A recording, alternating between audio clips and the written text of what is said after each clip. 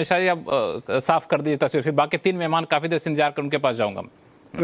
लक्ष्मण जी, इस पैनल पर जितने लोग मौजूद हैं, मैं ये मान के चलता हूं कि सब संविधान में विश्वास रखते हैं और संविधान में मुख्यमंत्री चुनने की जो जिम्मेदारी है वो विधायक दल की होती है। ये तो आप सब अग्री करेंगे। लेकिन अब स्थिति देखिए क्या होगी।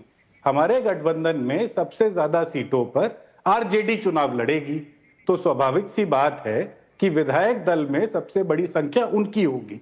जब पूरा विधायक दल बैठेगा तो जो उसमें सर्वसहमति से नाम आएगा वो आरजेडी के नेता का होगा, तो उस नाम पर सब सहमति बना देंगे। क्योंकि हम तो संविधान में ये बात रखते हैं ना, आज तक कांग्रेस कोई भी ऐसा चुनाव जिसमें वो री इलेक्शन सीख नहीं कर रही हो, बिना चेहरे के ही चुनाव लड़ती है। ये कांग्रेस का 148 साल का इतिहास है जो पिछले 75 साल में डेमोक्रेटिक प्रोसेस में हमने रखा है। ये बात आपको पैनल पर हर व्यक्ति बता देगा। ठीक है धनंजय गिरी साहब, मैं आपके पास आऊंगा, लेकिन बाकी 3 मेहमान हैं उनको भी चर्चा में शामिल कर लेते हैं, फिर आपके पास आता हूं। संजय कौशिक साहब, 10 सेकंड लूंगा। ठीक है, 10 सेकंड, 10 सेकंड नहीं 15 सेकंड, 15 सेकंड में बात अपनी पूरी, 10 सेकंड नहीं 5 सेकंड और दिया। लक्ष्मण जी, मैंने जो आपसे कहा था वो साबित हो गया ना। 1 सेकंड 10 मिनट पहले उनको संविधान में कोई आस्था नहीं थी। वो हमसे नेता का नाम पूछ रहे थे और हमने जब नेता का नाम बता दिया। देखिए ना, आप तो हर चुनाव में धनंजय जी जाते हैं, आप तो चेहरे के साथ जाते हैं। आपने तो नरेंद्र मोदी का चेहरा 2014 में रखा था ना। आप तो हर प्रदेश के चुनाव में मुख्यमंत्री का चेहरा बताकर जाते हैं। तो ये बिहार में ऐसी क्या अनोखी कहानी कि आप नीतीश जी के चेहरे के ऊपर सर्वसहमति क्यों नहीं बना पा रहे? आप कह दीजिए ना कि वही चेहरा है और उनकी सीटों पर आप अपने कैंडिडेट लड़ाएंगे जैसा जीतन राम मांझी कह रहे थे, तो ये तो टिफ आप लोगों के बीच में बनेगा ही ना। लक्ष्मण जी, ऐसा कर लक्ष्मण जी, नहीं, ये गलत बात है। लक्ष्मण जी, मुझे सुन लीजिए। मैंने मिश्रा जी के बीच में बिल्कुल नहीं बोला, लेकिन वो बीच में कूद के आ गए। मैंने कहा कि 10 मिनट पहले वो हमसे नेता का नाम पूछ रहे थे कि आप बताइए, तब उनको संवैधानिक आस्थाएं नहीं थी उनके पास। और जब हमने गला फाड़ के कहा कि हाँ नीतीश कुमार नेता है, और ये भी कहा कि दावा करता हूं कि वो तेजस्वी का नाम नहीं लेंगे, मैं फिर कहता हूं कि हिम्मत नहीं है कि नीतीश तेजस्वी, लेकिन तब उनको संविधान में आस्था याद आ गई। यानी कि मैंने जो दावा किया था लक्ष्मण जी, वो हर बाहर नुक्ता नफस जेरो जबर के साथ सही साबित हुआ। यही कांग्रेस की हकीकत है। मैं सिर्फ ये आपको बता रहा हूं। बिल्कुल ठीक है। मैं इस पर नीरज मिश्रा जी आपका भी जवाब लूंगा, लेकिन संजीव कौशिक साहब मैं आपके पास आना चाहता हूं। ये जो खींचतान जिसकी बात हम लोग कर रहे थे और अभी आपने देखा हमारे तीनों पार्टी के नेताओं के बीच जो चर्चा के दौरान देखने को मिली, इसका असर जमीन पर कितना पड़ेगा? संजीव कौशिक साहब, आपको लंबा अनुभव है इन सब चीजों का।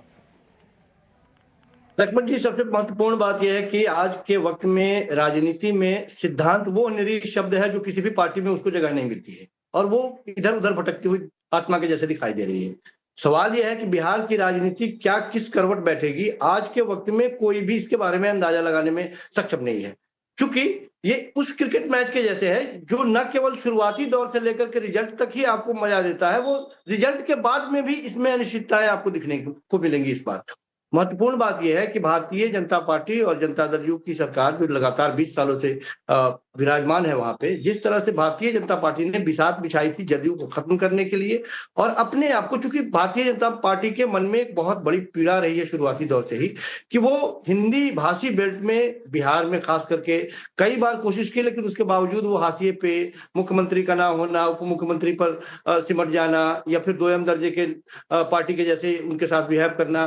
तो वो जो इस बार जो उन्होंने पूरी कोशिश और कवायद की थी कि जदयू को कैसे निपटा देना है और उसको एक तरह से खत्म कर देना है, नीतीश कुमार वो धुरंधर राजनीतिक नेता है जो इन सब चीजों पर बड़ी बारीकी से, हालांकि बहुत सारे लोग ये बात कहते हैं कि वो अस्वस्थ हैं, वो समझ नहीं पा रहे हैं, देख नहीं पा रहे हैं, लेकिन मैं नहीं मानता इस चीज को। वो बड़ी गहराई से इन सारी चीजों को देख रहे हैं। उसी का नतीजा है कि आज जो उन्होंने स्टैंड लिया जिस तरह से, अब भारतीय जनता पार्टी के लोग और जदयू के लोग कहेंगे कि सब कुछ ठीक ठाक है, लेकिन सब कुछ ठीक ठाक कैसे है? आप मुझे बताइए कि जिस सीटों के बारे में हम बात कर रहे हैं कि चिराग पासवान की पार्टी के लोग जड़ेंगे, उनके हिस्से में चला गया, जदयू के लोग वहां पे खड़े करने के लिए नीतीश कुमार सिंबल दे देते हैं, चिराग पासवान हाशिए पे खड़े रहते हैं, 101 पर बराबरी का हिस्सा होता है, 6 अलग बात होती है, 29 का आंकड़ा नीचे घटता हुआ दिखाई दे रहा है। तो ये जो सर फुटबॉल है वो साफ दिखाई दे रहा है कि सब कुछ अंदर खाने ठीक नहीं है और सब अपने अपने हिस्से का खेल खेलने का प्रयास कर रहे हैं और कोई नहीं चाह रहा है कि हम कमतर इसमें अपनी भूमिका निभाए और कमतर हमें आंकने का प्रयास किया जाए।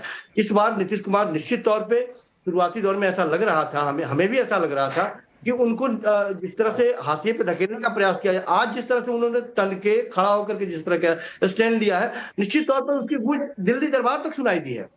हम ये कह रहे हैं कि आज आप बैठ करके यहाँ धनंजय गिरी जो बात कह रहे हैं, सच बात तो ये है कि आप 25 नीतीश आप ये बात कहते रहिए, लेकिन देश के गृह मंत्री ने ये बात कहा था कि अभी मुख्यमंत्री का कोई चेहरा नहीं है, जीतेंगे उसके बाद में देखेंगे। तो नीतीश कुमार ये बात जानते हैं कि हमारे साथ इसके बाद में कोई बड़ी खेल न खेल दी जाए, इसलिए वो तटस्थता के साथ, मजबूती के साथ अपने कार्य, ऐसा ही होता है। केसी त्यागी जी बड़े अनुभवी हैं, वो हमको लगता है कि राजनीति की पाठशाला है हम लोगों के लिए।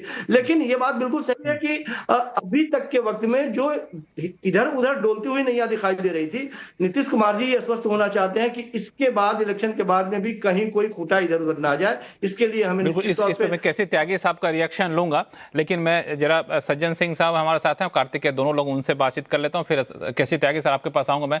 सज्जन, जिस तरह से खींचतान गठबंधन में मची हुई है, चाहे एनडीए हो चाहे महागठबंधन हो, जिस तरह की दावेदारी है वो कितना जेन्युइन आपको दिख रहा है? और सबसे बड़ा सवाल मुझे ये है कि इससे पहले के चुनाव में चिराग पासवान भले ही ना जीत पाए, उनकी पार्टी ना जीत पाई हो, लेकिन जेडीयू को ठीक ठाक नुकसान पहुंचाया। अब गठबंधन का हिस्सा बन करके कहा यह जा रहा है कि भले शामिल हो गए हों, लेकिन चिराग पासवान और जेडीयू के बीच में जो मनमुटाव है या सीधी बातचीत अभी भी शायद नहीं हो पा रही है, उसका असर जमीन पर भी दिखेगा। ये कंसर्न है क्या? देखिए लक्ष्मण जी, 2020 में एरिथमेटिक और केमिस्ट्री दोनों मापदंड से जेडीयू को नुकसान उठाना पड़ा था। लगभग 6% वोट जो है वो चिराग पासवान के कारण एनडीए के खाते से अलग हो गया था।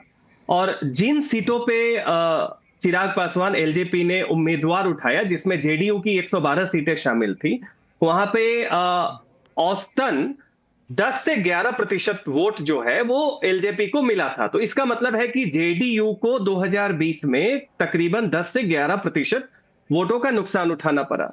दूसरी बात देखिए, वो कुल वोट जो थे वो 24 लाख थे और जेडीयू की जो वोट्स थी वो लगभग 65 लाख थी।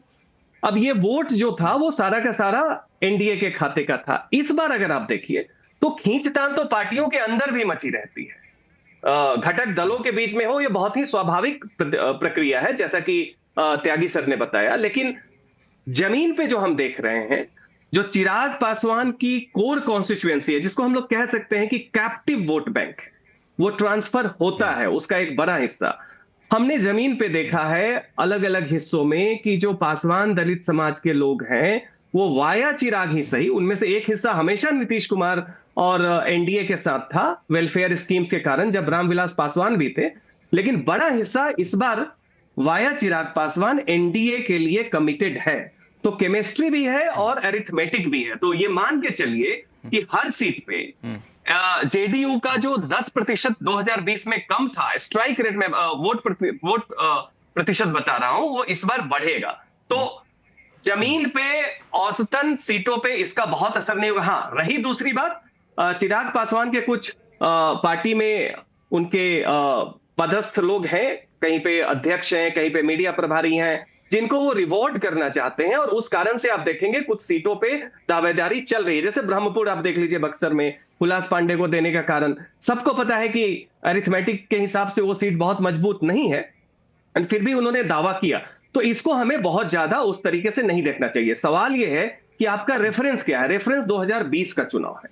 2020 के तुलना में आप देखें तो हम एक मजबूत नीतीश कुमार को देख रहे हैं। नीतीश का मतलब है कि वेलफेयर स्कीम्स के माध्यम से उनके कोर वोट, जिसमें बड़ी संख्या में महिलाएं, कमजोर पिछड़े और महादलित, उसमें हम एक ज्यादा कंसोलिडेशन देख रहे हैं और हम एक कमजोर तेजस्वी देख रहे हैं, क्योंकि 2020 में तेजस्वी एक युवा चेहरा, एक नए विकल्प, जो अपने कोर कॉन्स्टिट्यूएंसी के बियॉन्ड थोड़ा बहुत अपील कर रहे थे युवाओं में, बेरोजगारी के मुद्दे में। इस बार तो कांग्रेस का जो हाइपर असर्शन रहा, उसमें चिराग तो बिल्कुल, तेजस्वी बिल्कुल गायब हो गए, क्योंकि नैरेटिव तो एसआईआर और वोट चोरी का रहा। ये तो बिहार स्पेसिफिक मुद्दा है ही नहीं, ये तो पूरे देश में कांग्रेस स्थापित करना चाह रही है। बिहार में जो नैरेटिव सेटिंग पायलट और ड्राइविंग की सीट पे तेजस्वी को होना चाहिए था, वो पैसेंजर सीट पे बैठ गए। और इस स्थिति में नीतीश कुमार और बीजेपी की सरकार ने क्या किया, बहुत सारे स्कीम्स लॉन्च किए, और खास करके हम देख रहे हैं उन महिलाओं में भी जो कि यादव मुस्लिम उस वर्ग से आती है, भले ही वोट कहीं उस स्कीम पे मैं आऊंगा सज्जन जी, मैं हाँ उस स्कीम पे आऊंगा, लेकिन एक जो बात आपने कही बड़ी इंपॉर्टेंट है कार्तिकेय, आप इसको कैसे रीड कर पा रहे हैं कि जो 2020 को अगर बेस माना जाए और अभी तो गठबंधन में चिराग के आने के बाद वो पूरा वोट ट्रांसलेट होकर जाएगा गठबंधन में, क्योंकि कई सारी सीटें ऐसी हैं जहां पे करीब 2 दर्जन के आसपास सीटें ऐसी हैं जहां पे चिराग मजबूत थे तो जेडीयू के उम्मीदवार वहां पर आ गए, जेडीयू मजबूत थे तो चिराग के उम्मीदवार वहां पर आ गए। इसमें लक्ष्मण जी देखिए, सिर्फ ये तो सबसे ऑब्वियस एक चीज बदली है 2020 के कंपैरिजन में, 2-4 चीजें और बदली हैं। कुशवाहा जी भी आए हैं, कुशवाहा जी अपना 1.5% वोट लाए हैं, मुकेश सहनी वहां चले गए हैं, वो अपना 1.5% वहां ले जाएंगे। पिछली बार की बनिस्पत कांग्रेस और लेफ्ट थोड़ी सी बेहतर लड़ेगी इस बार। पिछली बार की बनिस्पत महागठबंधन में इस बार जेएमएम भी जुड़ गया है और आईआईपी नाम की एक पार्टी भी जुड़ गई है।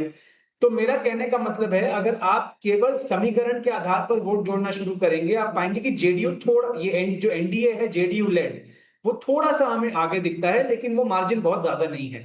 लेकिन फिर आप जब एक स्विंग फैक्टर देखते हैं, क्योंकि मैं सज्जन भाई बिहार में स्टेशन है, मैं बिहार अभी 1 हफ्ता पहले होकर आया हूं और मैं फिर जाऊंगा, पर जो 1 हफ्ता पहले की मेरी रीडिंग थी कि एक बहुत बड़ा स्विंग जो अभी सज्जन भाई ने बोला, इस वजह से आने की उम्मीद है कि ये जो नीतियों की घोषणा की और डिलीवरी हुई है महिलाओं के खाते में पैसा, ये कुछ ऐसा है जो हेमंत सोरेन ने झारखंड में, एकनाथ शिंदे ने महाराष्ट्र में ये करके दिखाया है कि अगर डिलीवरी टाइम से पहले, चुनाव के पहले हो जाती है ऐसे ट्रांसफर की, तो कहीं ना कहीं कंसोलिडेशन होती है अपने वोट बैंक की, लेकिन साथ ही साथ जो दूसरे खेमे का वोटर है उसमें भी कुछ महिलाएं टूटकर आपकी तरफ आने का उसमें एक चांस बनता है।